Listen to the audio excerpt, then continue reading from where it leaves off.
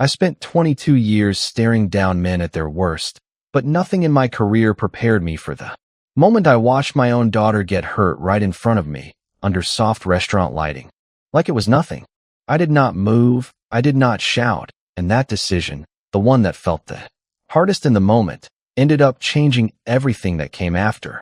My name is Daniel Mercer, and I am a retired homicide detective from Atlanta. I built a career on staying calm when everything around me was falling apart. I have walked into crime scenes that would shake most people to their core, and I never let it show. Control was always my strength.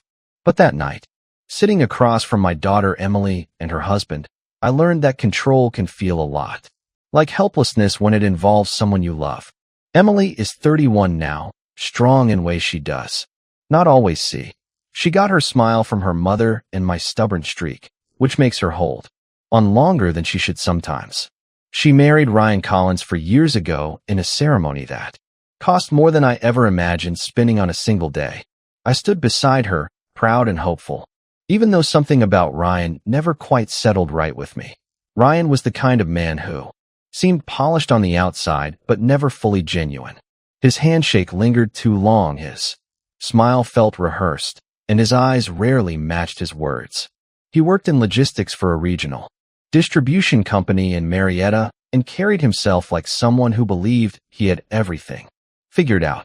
His mother, Linda Collins, was just as strong in personality, running a daycare out of her home and inserting herself into their marriage at every opportunity.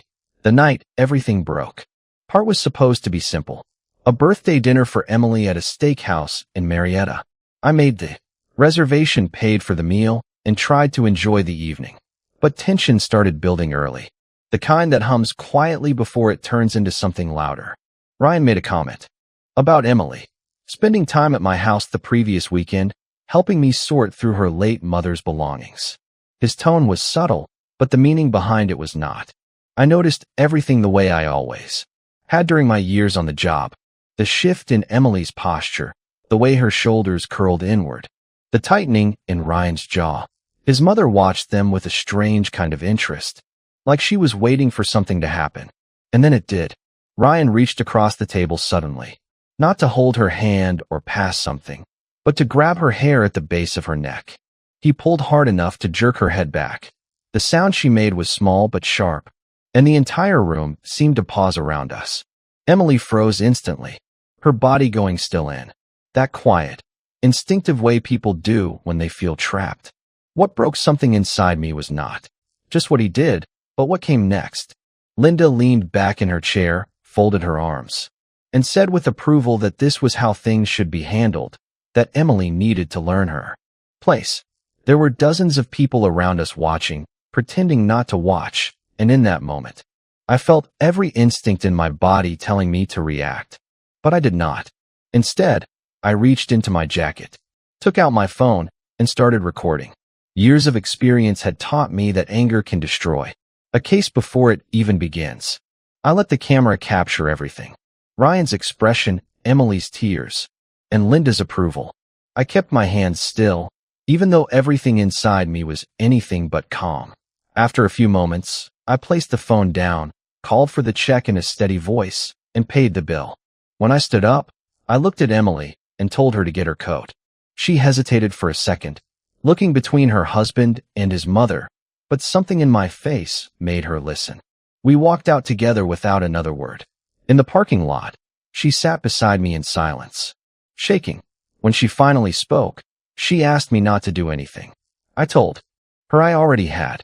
When I explained that I recorded what happened, she went quiet again. That was when I asked the question I needed answered. Had he done this before?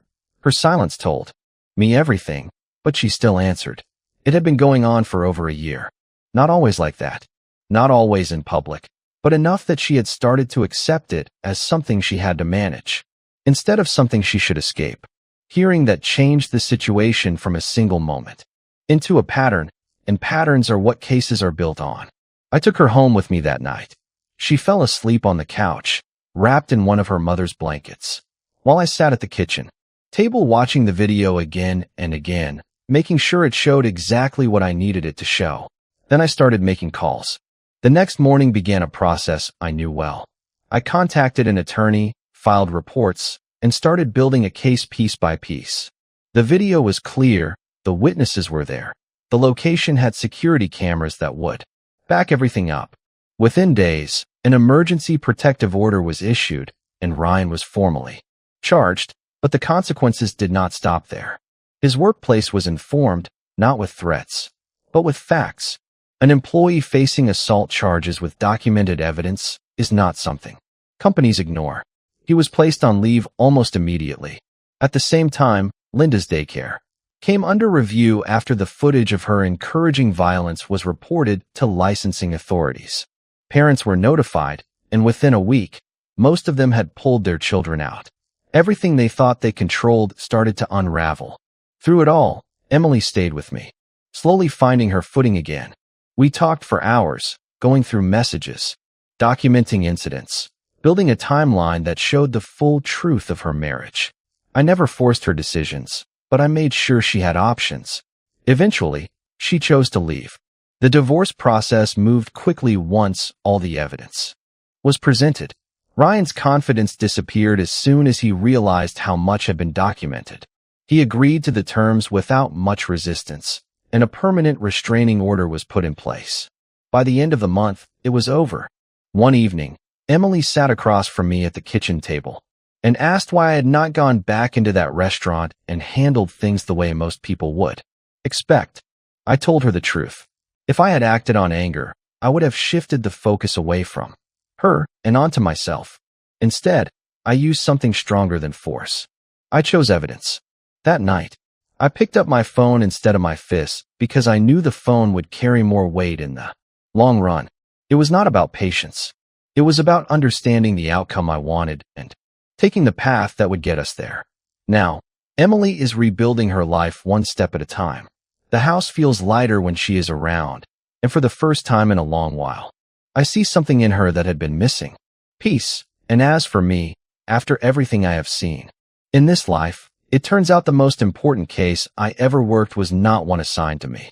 It was the one that involved my daughter.